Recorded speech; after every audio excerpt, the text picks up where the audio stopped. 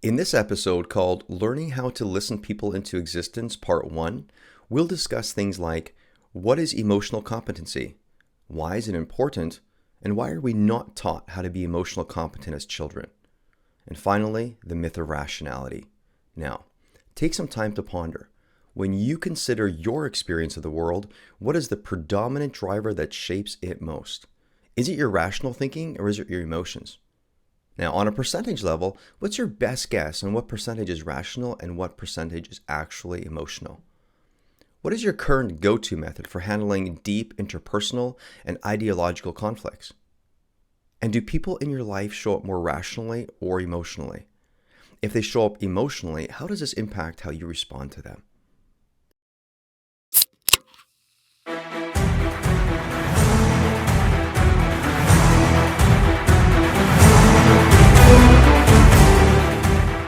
Welcome to Weekly Wins and Losses. My name is James Hepner, former real estate entrepreneur turned self-development hacker, coach, and fulfillment strategist. Each week, we bring you a thought to wrestle with that'll help you live fully alive and gain more life. Real life is made up of both wins and losses. Both were designed for your good. That's basic reality. Without facing and learning how to embrace your losses for greater gain, you miss out. You leave 50% of your life experience on the table. So with that, let's begin the show.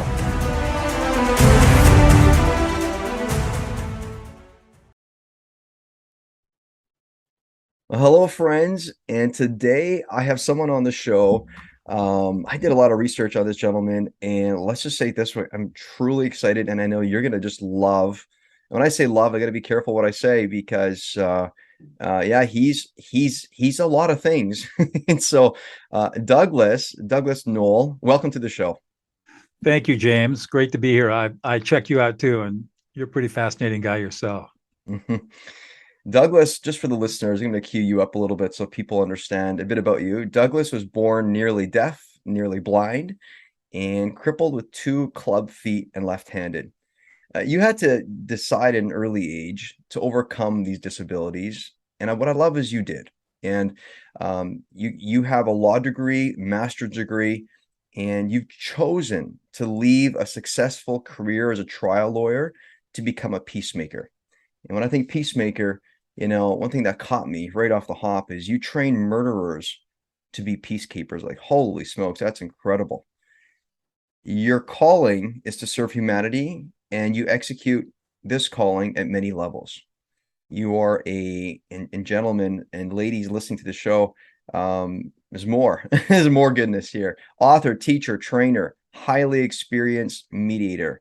You'd have to be if you can take a murderer and help them become something other than, and peacekeeper, that's like complete polarity. It's beautiful.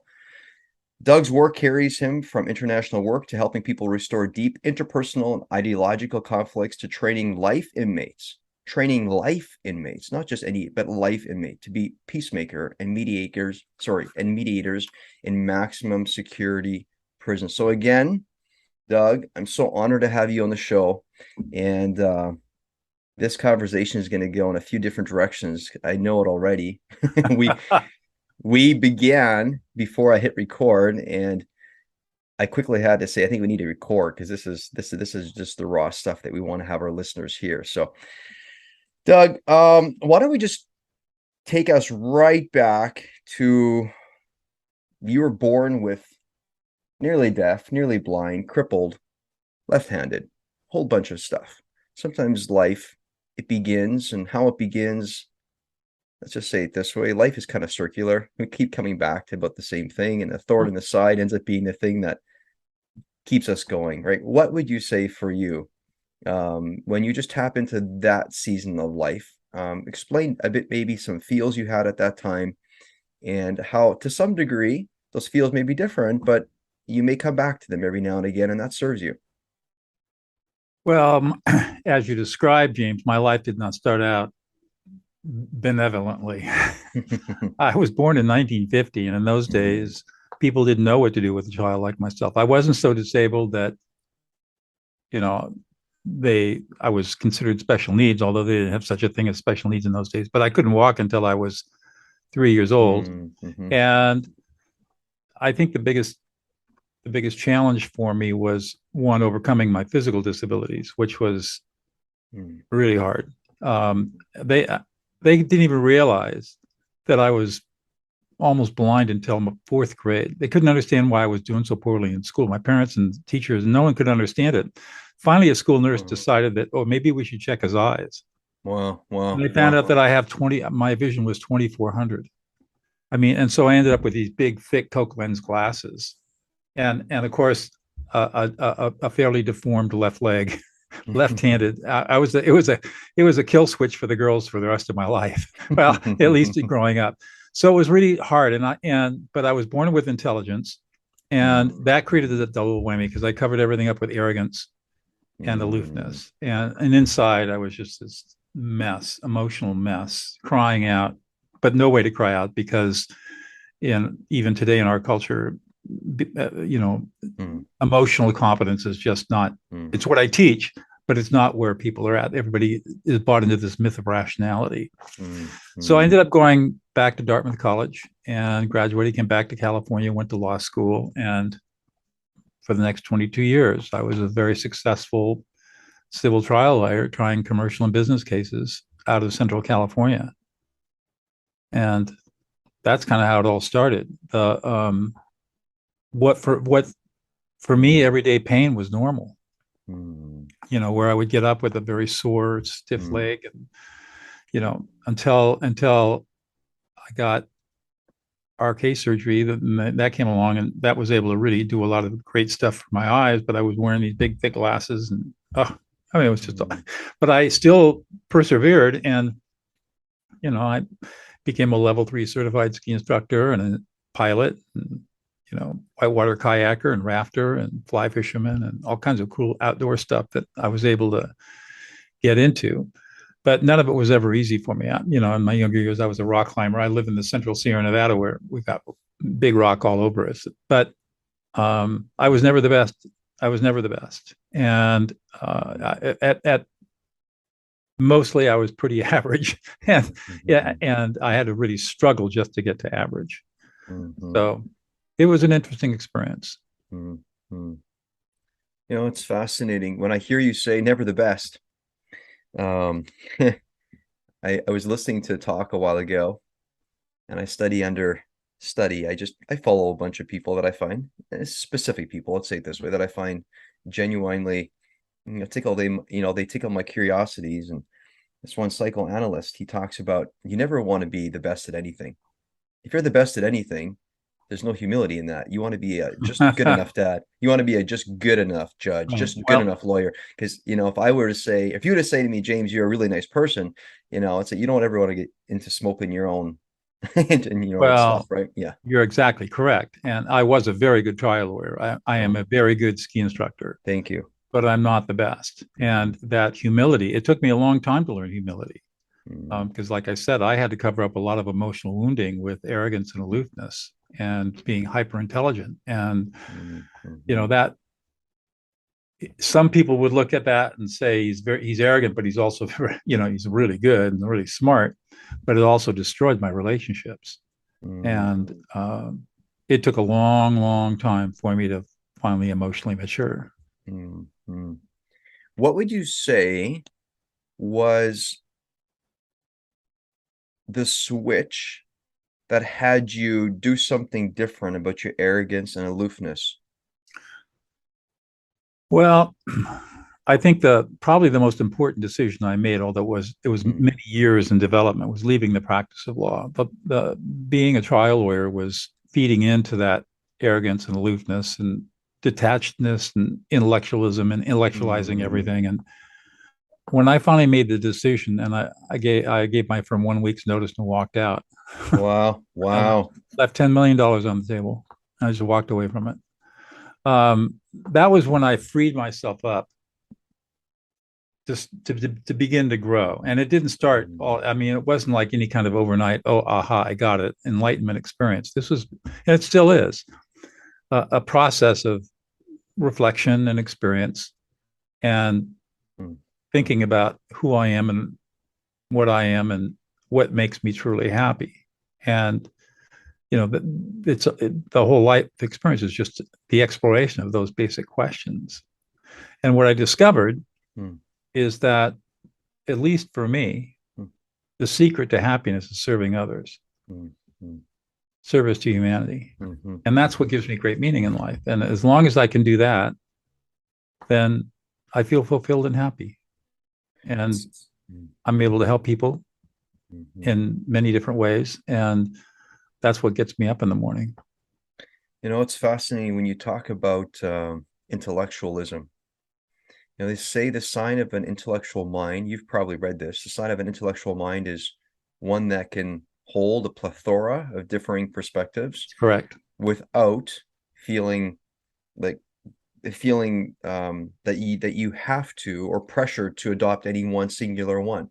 So you're And that holding is many, right? Sorry. That's right. And that's also the definition of emotional maturity, the ability to experience conflicting emotions at the same Mm. time and be able to self-regulate and still have empathy.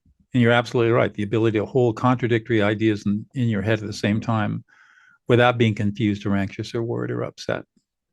Isn't it fascinating how, well, gosh, I just go back in my journey. The first half of my life, I try to solve for singularity, this or that, the problem of dualism, and then you run amok.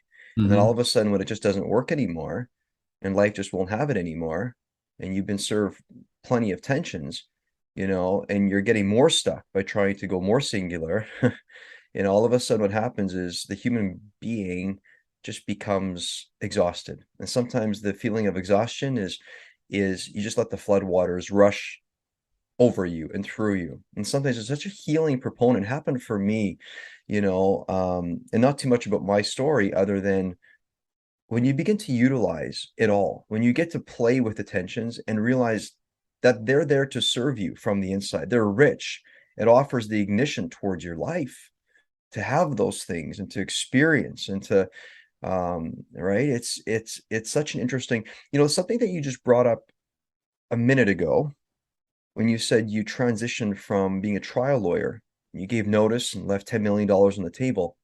Something that came to heart for me is it's so interesting how, as humans, it seems like when it's a lot of intellectualism, and I like your opinion on this or just your thoughts. I don't know what your thinking is on this. I'd like to hear your contemplation. But when us humans choose not to be able to connect with what's going on because we can't comprehend, um, when that happens, it's not a very fulfilled life. And that's, I'll be honest, there's a lot of people doing that. It's not them or us, but there's a lot of people who basically say, unless I can comprehend and understand, I can't connect.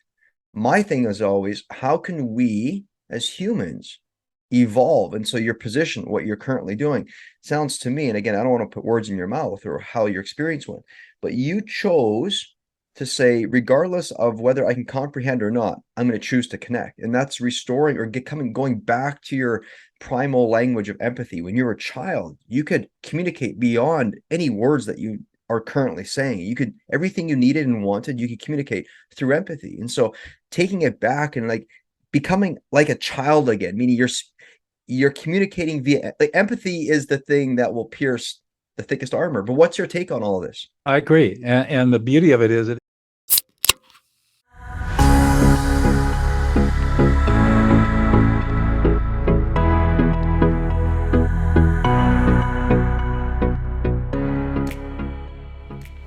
So the question is, how do we strengthen both our mind and body effectively? Maybe I should add, why is strengthening our mind and body even something that we might want to seriously consider implementing on a daily basis? It's all about maximizing your opportunities, maximizing your ability to experience a rich life instead of a mediocre life, maximizing your ability to bring to yourself and others around you what you were set on this earth to deliver and enjoy. What's not to love about stretching yourself and experiencing the truth about the incredible capacity that you actually have? Listen, I really value you, and I want to help you maximize your life by sharing a few of the specific strategies that have made all the difference in my life. I want you to feel mentally and physically strong so you'll be well prepared when you're most needed, so that your mind and body will be entrained to know exactly what to do when others are running for the exit signs, and so that you'll activate your ability to easily identify the opportunity no matter how challenging the situation. So, I've carefully put together a well-curated resource that will make it super easy for you. Simply go to www.jameshepner.com/self-help hacker, where you will be able to see some of my favorite books and specific biohacking modalities, supplements, and biohacking experiences that will allow you to feed your mind and body the specific and exact ingredients that will give you the mental and physical edge. Now, I should note, you'll see listed a grouping of biohacking experiences like whole body cryotherapy, bone density, etc., that you can experience at our biohacking lab located on the west coast of Canada in White Rock, BC. If you live nearby, feel free to book your session as you wish. Also, you'll want to take note of the specific discount code section that allows you to purchase products from my favorite vendors anywhere from 10 to 25% off by simply using the discount code JAMES. I hope you enjoy. To your life force, to your strength, here we go. Regardless of whether I can comprehend or not, I'm going to choose to connect. And that's restoring or going back to your primal language of empathy. When you were a child, you could communicate beyond any words that you are currently saying. You could, everything you needed and wanted, you could communicate through empathy. And so taking it back and like becoming like a child again, meaning you're communicating via, like, empathy is the thing that will pierce the thickest armor. But what's your take on all of this? I agree. And the beauty of it is that empathy is, there are two kinds of empathy, cognitive and affective empathy. And these are skills that you have to learn. They have to be taught to you. They're not, it's not intuitive. It's not, we can do them, but it's not part of our makeup. And it's like learning empathy is like learning how to ride a bike. Most people have empathy all wrong. And it's the foundation. Empathy is the foundational skill of life, and it allows you to connect with anybody once you understand how to do it. And I teach that skill. That's the foundational skill that we teach in the prison project. The very first day in class is learning how to listen to other people into existence, which is cognitive empathy, and it changes everything. And it changes you as a listener, the person who is being empathetic. It actually rewires your brain in really amazingly powerful ways. So it's not just you understanding the emotional experience and reflecting the emotional experience of another person. It's all, as you do that, you develop your own emotional competency and you increase your own emotional intelligence automatically and without effort. So it's powerful. Gosh, that's so beautiful. Without effort. I'm all about bringing people back to not more willpower, but willpower less living, the natural, the restore back to the order. Okay. The listeners and I'm craving for something right now. We're thirsty. We're thirsty. We're hungry. All right. Well, let me tell you how to do it. That's awesome. Tell us how to do it, but could you do it through story? So this was one of the first, I think this is the first story of thousands I've heard over the years, but it's one of the most powerful. We were in our 5th week. Laurel and I were in our 5th week of training these first 15 women, all of them serving life sentences in the largest, most violent women's prison in the world here in California.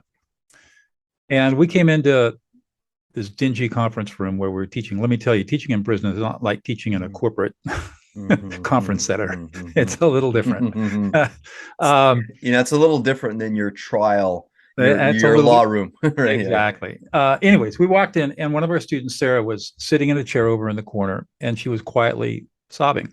And this was not a good sign to us. So we walked over and Laurel knelt next to her and said, "Sarah, what's going on?" And Sarah told us this story.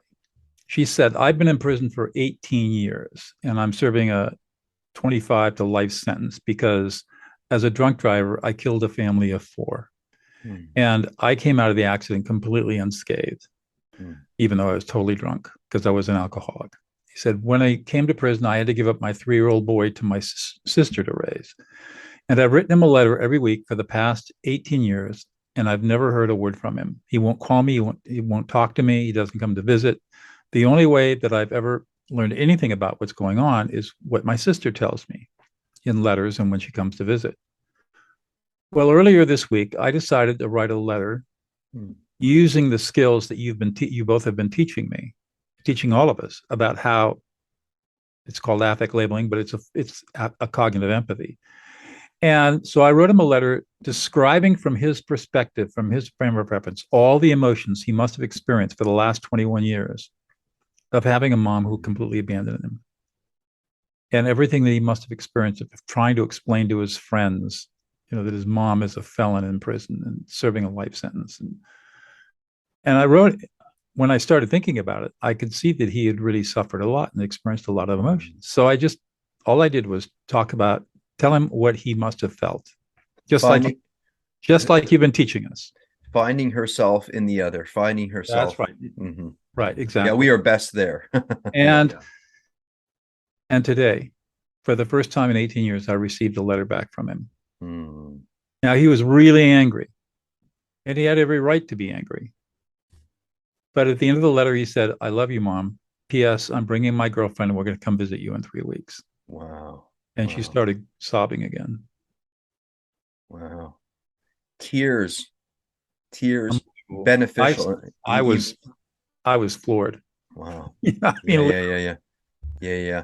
Stuff that's been it's so man, living, isn't it just so interesting how there are these life skills that if we don't learn them, we will feel trapped, and literally the liberation, if we learn the skill, the liberation key is in our back pocket, but somebody has to come along and give us this nuance and help us and direct us.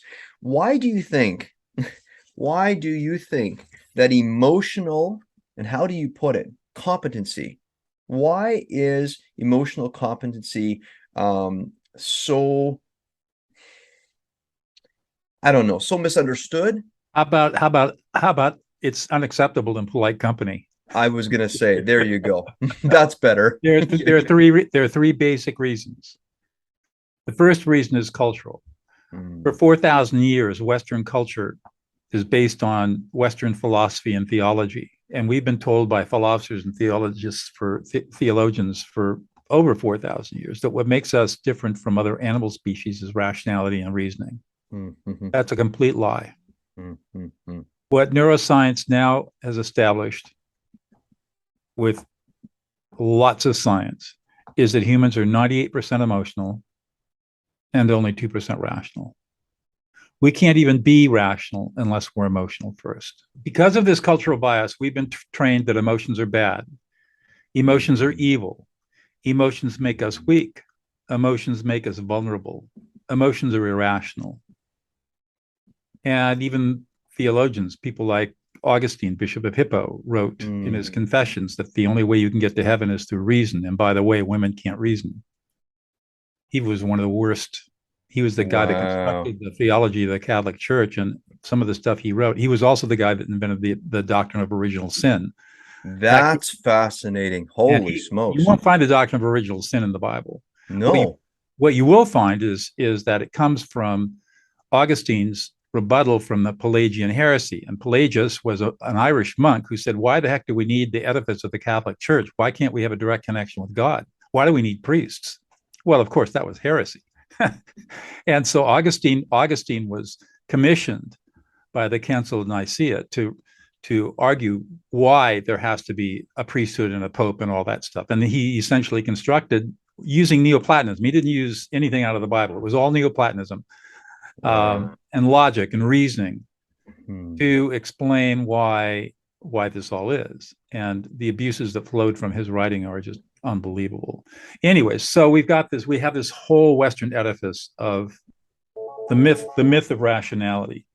The second problem we have is that our whole educational system is based on the myth of rationality. And so educators and professors of education are completely unwilling and unable to teach emotional competency as a science because it's outside of their academic purview.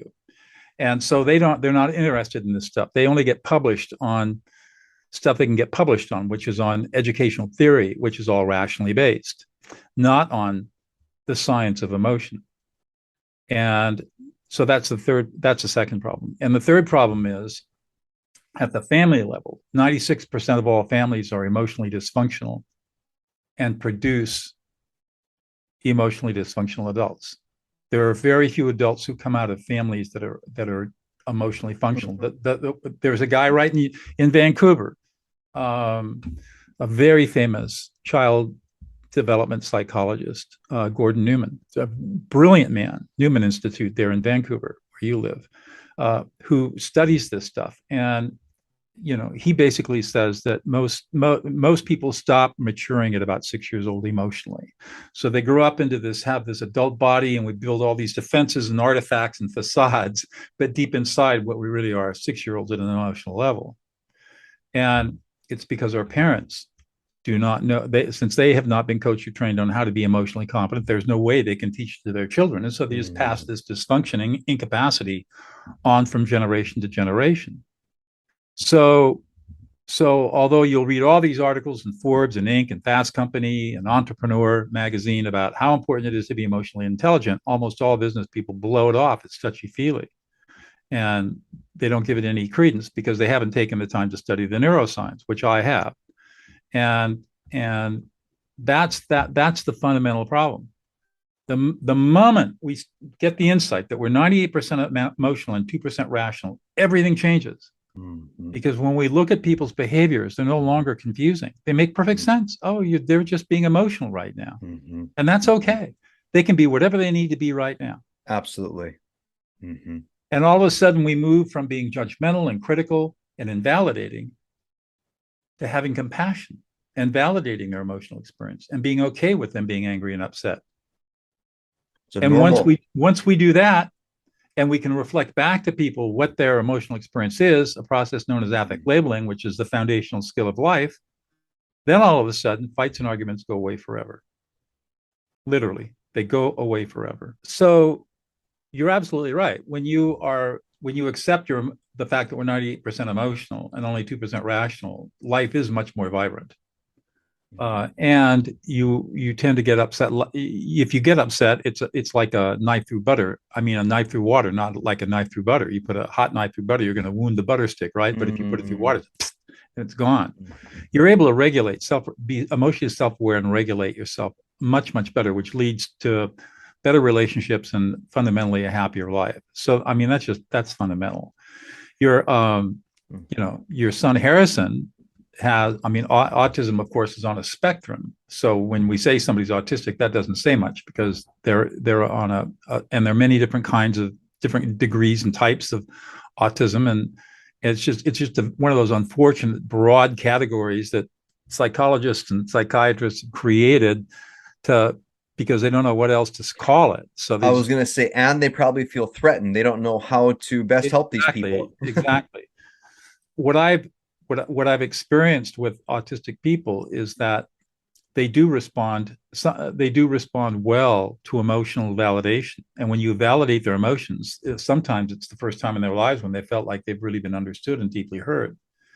So it's a crucial skill to have for anybody, but especially for autistic people on the autistic spectrum, as well as people who are Asperger's, have Asperger's syndrome at one degree or another. So I think that's important to know.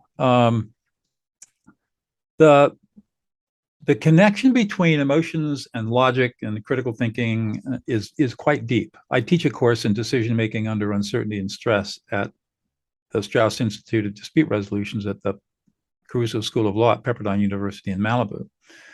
And I teach my students that there's emotions and thinking are so intertwined that you can't separate out one from the other. And if you don't recognize, if you deny your emotions, then you're denying your ability to make good decisions. And that becomes a critical tool, because emotions make us pay attention to what's going on around us. I mean, think about it. How would you ever know to use a critical thinking skill on a problem unless you had an emotional experience that told you that you had a problem out there to solve in the first place? No amount of rationality, no amount of logic, no amount of critical thinking skills or quantitative analysis will tell you that you have a problem. They're all solution based, but they are not detection based. They can't tell you you've got a problem. You have to have emotions to tell you that you've got a problem. And all decision making is emotional, even at the neuronal level. Basically, what our brains are doing is they're calculating probabilities. Is this going to make me feel better or worse? Do I feel good about this or do I feel bad about this? How bad do I feel? What are the different levels of unpleasantness am I going to experience? And so the computational structure of our brain is set up to constantly be weighing and balancing and predicting and managing our metabolic load so that we are in a state of equilibrium and homeostasis. And that all fundamentally is an emotional process. So that's why I think this stuff is also foundational. And for people who want to go totally intellectual or like they're engineering and hard science types that want to deny emotions, the reason they want to deny emotions is because they're not competent at it, because no one's ever taught them the power of emotional competency. And they're very smart people and highly trained and highly skilled, but they're extremely one-sided in terms of their training. Lawyers are the same way. Even physicians are the same way. We're overly trained in the intellect, and we actually have a trained incapacity when it comes to emotions. We're trained to detach ourselves because emotions are bad, and that does a tremendous disservice to clients and patients. Let's move on. The question I have for you is, what kind of lawyer were you known for? I was known as an extremely aggressive but extremely ethical lawyer. The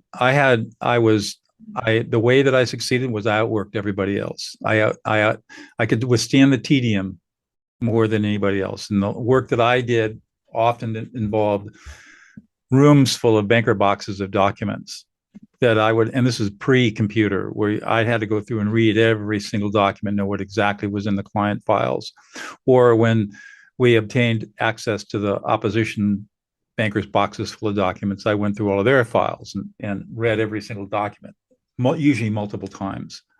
And most other lawyers were not able to put up with that tedium. So I was able to I almost always won because I out-prepared the other side. And more than once, I had judges that I would be assigned for trial, and they'd say, "Get out of here, Noll. I don't want to work that hard." Wow. And I had plenty of lawyers who, if I got involved in a case, either on the plaintiff's side or the defense side, they wouldn't take the case because there was only a handful of lawyers that really wanted, that I respected, that would take cases against me because, and we pushed ourselves, all of us, to be the very best we could be. And it's one thing to be aggressive, but the other thing that my word was my bond. And you could trust what I said. And I think that was really important too. This might be a leading question, but what do you think allowed you that ability? What was it? Well, it was my own sense of honor. And the aggression was, again, dealing with all of my past, I got hyper competitive, and it wasn't about winning. It was about not losing. And I would do anything I could not to lose. And I never got a rush when I won. Amazingly enough, I got.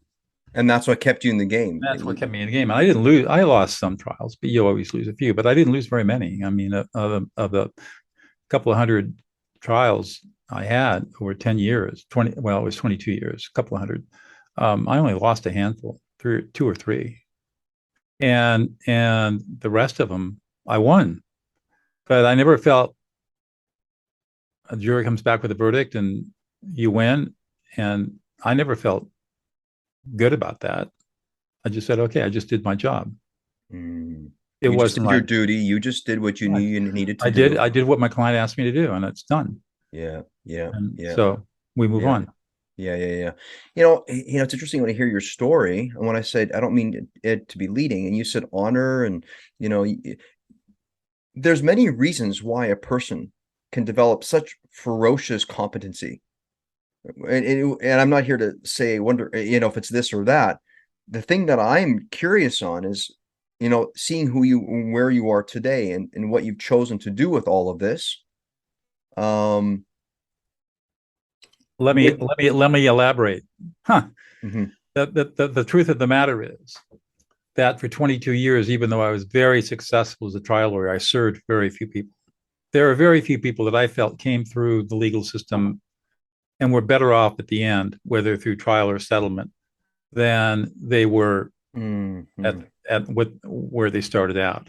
And I made the decision in mid-career. I was 48 years old that I was not going to do that anymore. I said, I can't do this. I can't go to the end of my career, and be in my 70s and Mhm. retire Mhm. and only have helped 15 or 20 people, really, really help them. Um, I need to do something different. And that's when I found out about this new master's degree in peacemaking and conflict studies being offered at Fresno Pacific University, which is one of the West Coast Mennonite schools. And I was intrigued by it, and I went down and learned about it, and I enrolled. It's And fascinating. I don't know if you knew this about me, but I was raised in a Mennonite heritage. My parents were Mennonites, yeah, well, lots of Mennonites in Canada, right? right? A lot of them. Would you say that deep down inside, you've always been operating, I mean, 98%. So, of course, at an emotional level, but every time you read all of these documents, it's just like boxes and boxes of documents. When you read this, that you're making inference and connection, and there became a point where you're like, what allows me to win? And again, I don't want to put words into what your experience was, but what's allowing me to win is that I'm emotionally connected. I get what's going on. I get the resonance behind all of this. And that eventually drove you crazy because though you're connecting at that level, but you weren't making people's lives better. Like that was your decision, like, based on your observation. I don't know. I don't know if I thought about it that way. There's probably truth to that, but I don't think I was sufficiently self-aware in those days to be able to be able to say that's what was really driving me. Understand. What I was looking for was what really happened. I learned that lawsuits are all about stories, Mm, and everybody has a story, but there's the story, which is what mm, really happened, and everybody builds their stories around what they want to happen. And so my job was to ferret out the story. What's the most likely thing that happened here? And how did this relationship break down so that we end up in a lawsuit? Or what happened? And it's not like personal injury where there's a car accident and you've got to deal with all it. I didn't do any personal injury mm, work. It was mm. all high stakes commercial and business litigation, financial litigation. And it was all about breakdowns in relationships. And so what happened? And that's really what I was trying to do, is find out what the real story was. And then depending upon what I thought the real story was, then I could talk to my client. I said, we got to settle this thing because this is not the story that you're going to be able to sell. Mhm, Or, you know, this is a good mhm, story. If they don't offer enough mhm. or if we can't get what we want out of settlement, then I have no problem taking it to trial and pitching the story to a jury. If you were to consider and just pause for a second in this moment in time, and if you were to reflect back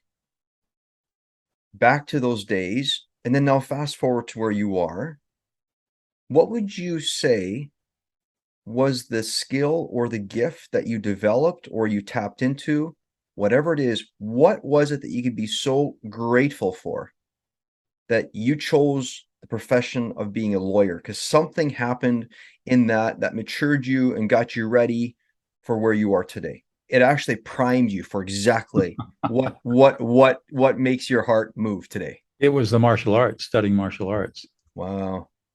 So I took up Northern Chinese Kung Fu style martial arts when I was 84. 1984, I was 34 years old.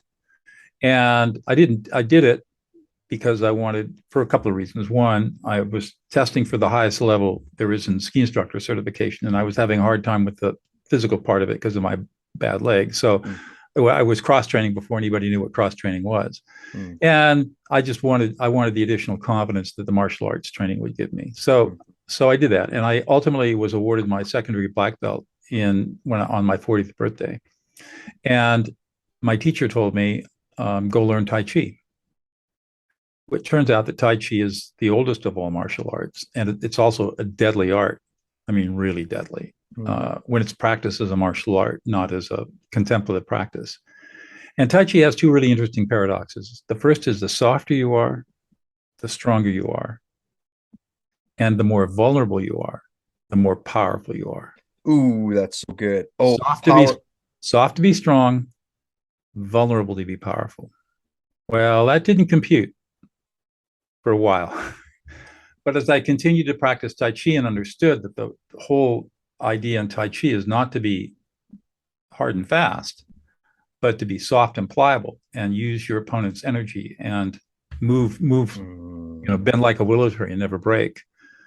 That it slowly seeped into my soul until one day in the mid 90s, I was in trial and the thought came to me, what the heck am I doing in here?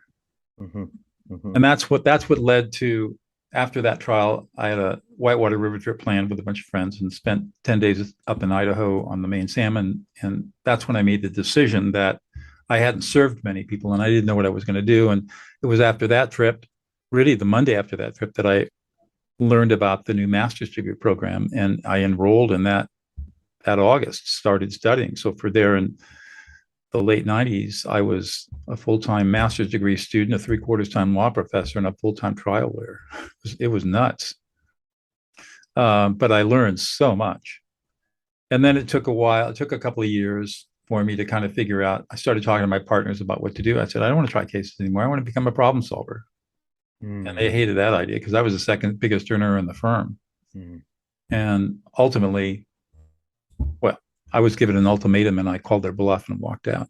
mhm, mhm. You basically chose uh you basically chose a mission. I did. Sounds it sounds I like did. your spirit just couldn't do the other thing That's anymore. right. That's exactly right. And I just had a call the other day with a couple of colleagues. One of them used to be one of my law partners, and I'm going to helping them resolve a case with their clients. And they look 20 years old. I'm 71 years old. They look, and these guys are 15 years Wow. younger than me, and they look older than me. And the law would have just eaten me up and chewed me out if I stayed in it.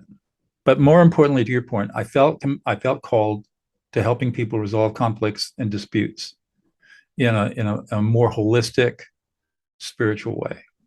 And my practice is not spiritually based, but I felt that calling and I followed it and had the courage to walk away with no plan, no money, no nothing, and just trust to the universe that it would work. And it did. Mhm. It Hey, I got a did. question for you. Mm-hmm. How does this land with you, Doug? They say you can focus on resolving or you can just focus on dissolving. The difference between resolving and oftentimes lawyers, I don't know if would be the right way of putting this, but trying to get to a resolution. But dissolving is just where it goes.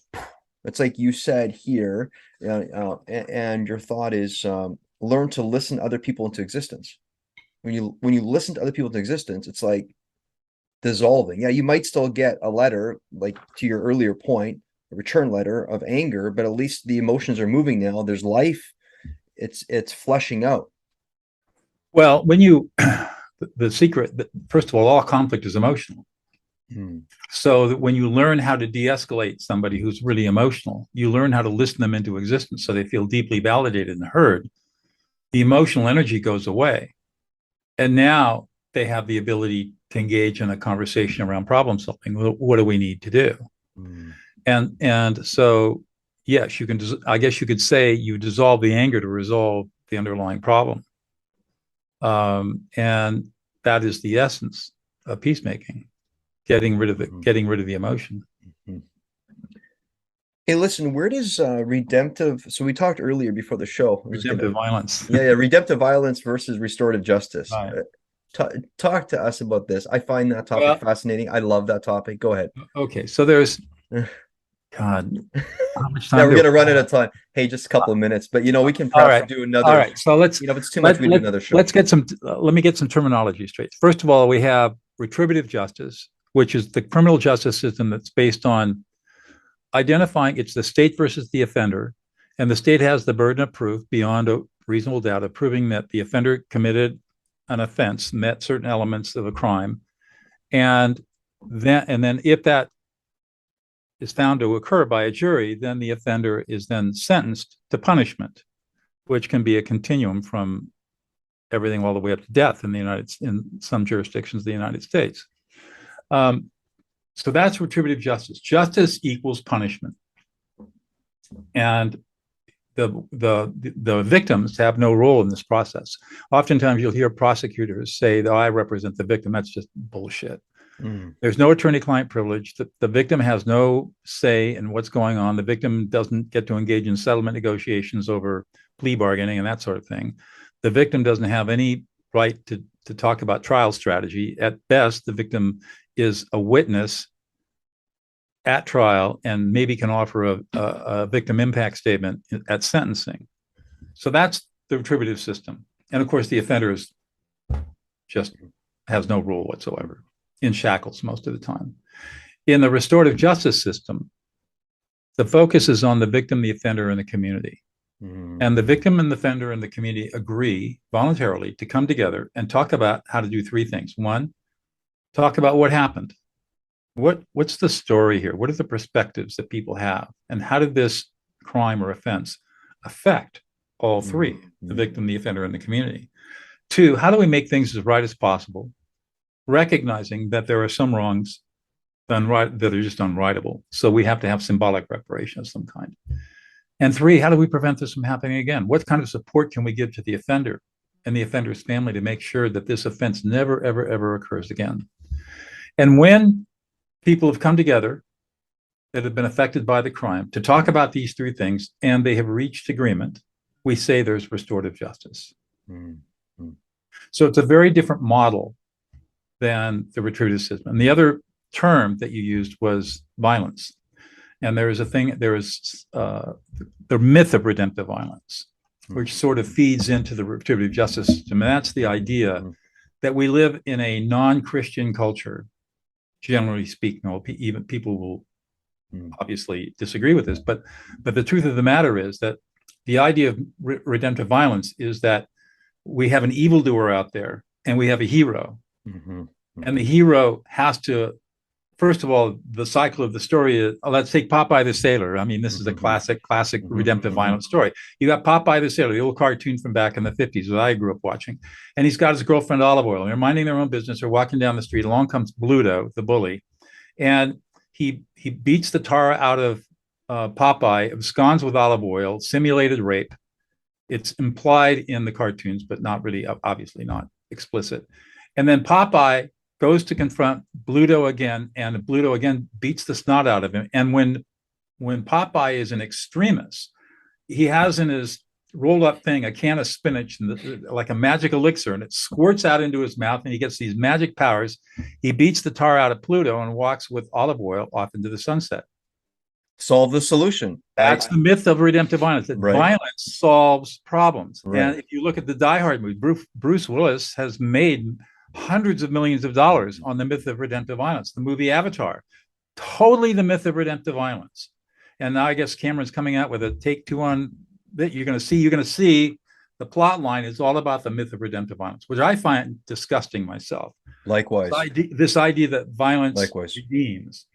And it is the most unchristian idea out there. And yet you see so many people who call themselves Christians identifying with this identity of the myth of redemptive violence, like having to make someone the bad guy so we can be right. That's having to say that maybe we're going to we have a sense of we have this sense of satisfaction and completion when our good hero does in the evildoer. And maybe there's not enough room in heaven for all of us, so then we want to be on the right side, so then we have to go and show him and do this. You know what's interesting? I was on a call, and sorry for just pausing here for a second. I was on a call 3 days ago, and there was a gentleman, and so we were on this live, a LinkedIn live talk, And one of the people on the panel, I was on the panel, another gentleman was on the panel, and then the head was leading the show. And a question that came in is, what do you, what's your thought on the death penalty? And so yeah, pretty broad thing, right? And pretty right in your face. And the first question, I loved it because I like to go like deep into stuff pretty quick. Anyway, my perspective, so I brought out, redemptive violence, and I said it all depends where you fall. Do you appreciate redemptive violence or restorative justice? It all depends what you appreciate most, and that's how I just made a very quick comment and I dropped. And then the next gentleman comes in, and he's an older gentleman, and he says, "I'm like James," he figured. And I'm like, "Oh, this will be interesting." It's always interesting, but how people see that they're like other people. This is interesting. Mm-hmm. And he says, "I'm like James. I'm a Christian," he says, quote unquote. And I'm going, now I'm even more fascinated because I'm going, where is this going? Right. And he says, "So what I believe in is I believe in an eye for an eye and a tooth for tooth." Oh, And I'm listening. This guy is just basically saying, you know what? We got it. We have to find a way to exit these people, blah, blah, blah, because this is what God taught. And I waited until he was done. And it was actually time for the next speaker to come on, the next host or co-host to speak. And I just raised my hand and said, can I just say something? I said, just a little inference. You're right. I am a Christian. However, when I look at it, I said, I'm an amateur on the Bible. My dad was a pastor of a mega church, but when I'm still an amateur in the Bible. Like I do know some Bible, but I'm an amateur there. And I said this, all I know is there's the 10 commandments. Thou shalt not kill. Thou shalt not blah, blah, blah. It's 10 of them. I said, the only thing is if you read the narration of the Bible, Jesus is constantly saying, you have heard it said, but I say unto you, go love your that's brother. right. That's Constantly. right. I said, That's have you right. seen he's always And redeeming stuff back to that's right. through And love, he always said, redeeming things forget the back Old together. Testament. That's right. And Right? this what drives me crazy is you hear this stuff like eye for an eye, tooth for a tooth. And Gandhi said, we'll soon have an eyeless tooth, we'll still have a blind, clawless world. Right? But these people go back to Old Testament and somehow they read that into New Testament, the New Testament teaching of Jesus, which is totally wrong. That's why I don't call myself a Christian. I call myself a follower of Jesus. Yeah, that's a fantastic. I would call myself a religionless Christian, but I do. So it's interesting you say that because when people ask me, I say I do follow the teachings of Jesus. That's right. That's my first thing, and that's how I normally leave it. But the orthodoxy is, to me, makes no sense. People pick and choose what they want out of the Bible to support whatever belief system they have, and it's their right. But really, what did Jesus teach? He taught peace and healing. I'm good with that. Yeah. Peace and healing to the point on when you feel like there's tensions from within, you can decide to let them explode outward, and that's not making good use of the emotions you have. Back to the point. Right. If you label that emotions are evil, and that's the one seeking to seek and destroy you, these emotions that are warring in you, how about you first bring some peace to this chaos? And then when you can do it, then maybe finally we can start being and becoming beneficial humans where we stop creating problems. And then at the end of the day, say we're achievers because we solved our own problems, our own bullshit we created. Right. Let's actually get beneath and behind. And so interesting because a lot of people are like, listen, so when I think of all this, I think to myself, what are people supposed to trust? If you can't trust your mind, if you can't trust your emotions, then I guess you have to trust a structure. Well, that solves for the offering buckets being nice and full. It's sad because where does the Christ or where does Jesus or that spirit, where does that live? It lives in humans. It lives in a bunch of things, but it's found inside of you and I. That's where it's found. Right? And this goes back to what we were talking about before, is the first step. If you want to walk in the steps of Jesus, the first step is learning cognitive empathy, learning that skill, learning how to listen to and reflect the emotions of another person. And once you learn how to do that, everything shifts. Everything shifts. Always evolving the story forwards, what the Bible was, in my opinion, finding new ways to wrap around new situations with love. It's love's at the core, love finding a new way. You've heard it said, but I say unto you. The demand is this, but the desire is this. The desire is what he says. It is what we follow, right? Right. Exactly. That's super helpful. Hey, we'll have to do this again. This is not near long enough for me. I have so many questions. I have so many, and actually, I'm going to get you connected with my wife. So, listeners, if you want, what I'll do when I put this podcast and I drop it, I'll put my wife's reference because if Doug agrees, Meg is going to love to have him on. My wife loves talking faith and debating that ferociously. And what you're talking about with this logic and emotion, you are going to enjoy yourself because she is well read. She reads some very interesting, very deep books. Let me just say it this way. Our annual education bill is quite high because of all the books that she picks up. And she buys some pretty expensive books. So there you go, a couple $100 for a book. Let me. I built an audience page for everybody who's listening, and if Please. you go, and the URL is https://wins-losses. There you go. Doug Noll. I put it in the chat there for you, James, and you can post it in the show notes. But it's dougnoll.co wins-losses. What you're going to go when you see that page, you can get a free ebook that talks about all these skills that we've been talking about, how to develop all these skills. You can buy my book, my fourth book, De-Escalate, How to Calm an Angry Person in 90 Seconds or Less. You can buy my online video course, De-Escalate, the video course that teaches you how to do this in a video course. And if you really are interested in learning emotional competency, you can buy my developing emotional competency courses. And that's all on that webpage. So that's just a resource for people. And that's an entree onto my website, which has got a lot of resources for people all on all these different topics. Love it. Final question. My audience soaks this one up. And it's because this is what makes us all relax and be like, we're dealing with a real human. And that is, share with us where you genuinely struggle today. Where do you struggle?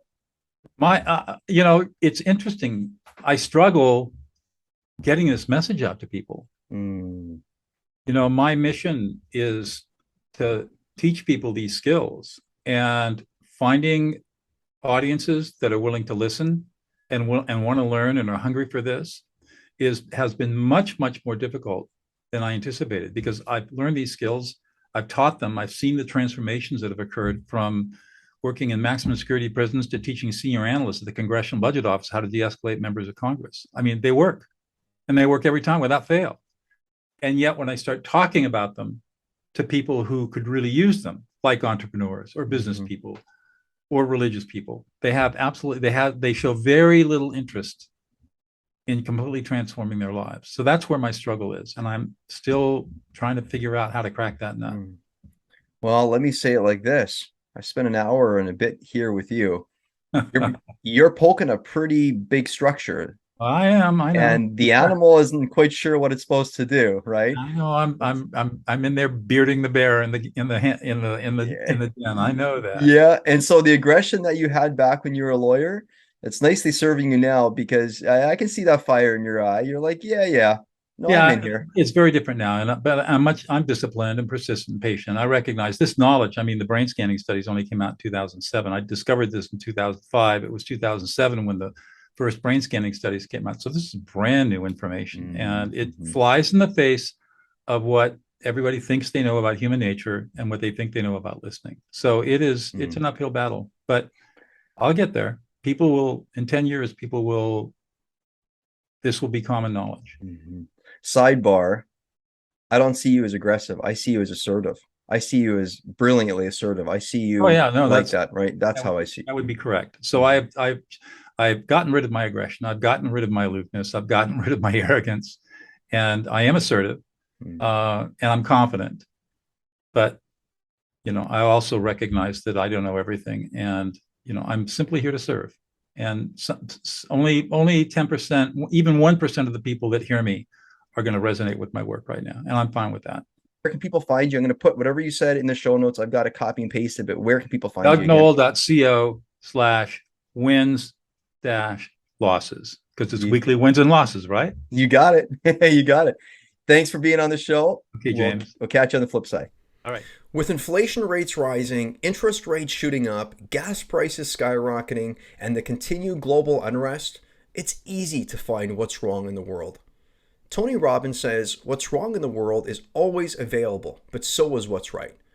Instead of trying to hope and wish the world into a better place, it's time to make the most important decision any of us can ever make, and that is to invest in yourself. Now, you already know that I've always stood with you as you've navigated the uncertainties of life's reality. However, It's now high time that I step up and take decisive action to walk alongside your current life journey by making myself available to you in a radically new way during these challenging times. For a limited time, I'm inviting you to a 45-minute strategic business life consultation at no charge and no strings attached. This consultation is where you'll regain the reins of your life. It's where you'll gain clarity on exactly why you're stuck, moving you directly towards your optimal outcomes. I'm humbled to say, however, my clients' generous reflection of their time spent with me reveals the truth. The skills they've been able to master in a short period of time by engaging in our one-on-one strategic sessions have changed their lives in so many ways. This is the only invitation that I can fathom that will put my skin in the game of your life in such a way that will allow us to address your specific needs with precision and excellence. 45 minutes, just you and I, together on a call to get you headed in the direction you crave most. Here's what my clients report after our one-on-one sessions. A decrease in indecision, an increase in clarity, confidence, and courage, an increase in fully being able to capitalize on what's directly in front of them, an increase in impact at work, on their families, and on their communities, a decrease in pain and suffering, and a decrease in anxiety. So, if you want to move beyond old stories, get clear on where you're headed so that you can shake your world, then here's a rich opportunity for you today. Simply go to www.jameshepner.com and stay on the page for about 45 seconds or so, and you'll see a little pop-up appear that will allow you to book in your business life consultation with me. This offer will expire and fill up. Maximizing this opportunity will set you up to reclaim and regain any of your inner power that has slowly been drawn down over these challenging times. And remember, if you want to stop the self-sabotage, raise your standards, and participate with unshakable confidence, you'll want to take the Maximize Your Life quiz found at www.jameshepner.com/quiz right now.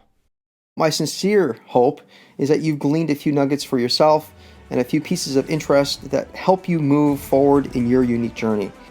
So again, I thank you for joining me here. This is James Hepner clocking out. Until next time, peace out, rock up.